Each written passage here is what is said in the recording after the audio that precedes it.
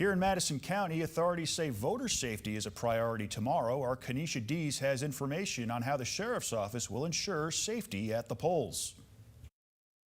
I spoke with the Madison County Sheriff's Office and they say they aren't expecting any issues, anything different than past elections. They also say they plan for Election Day months in advance. Madison County Sheriff's Office Public Information Officer Brent Patterson says don't be alarmed if you see deputies at a polling place. We don't want people to go and vote and see law enforcement and think that there's a problem there. That's not the message that we're looking at sending. The Sheriff's Office says they're there for election protection and making sure that everything goes smoothly in and around, and as well as social media. You know, we'll be monitoring social media to make sure that there's no threats as far as voter intimidation or suppression. Patterson says deputies will be at several polling places throughout the county. And that's Huntsville.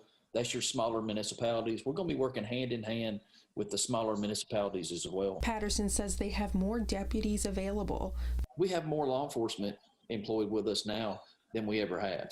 So with that being said, we're using every available resource. No one is off. No one's on vacation. Poll watchers are allowed in Alabama. However, officers will keep an eye out for any voter intimidation. They've got to be back so that it does not show intimidation towards the people who are out to vote.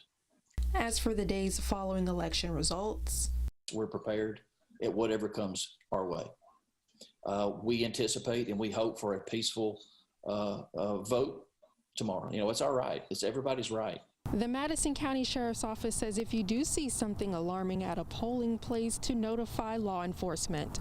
Putting the Valley first, Kenesha Dees, WZDX News.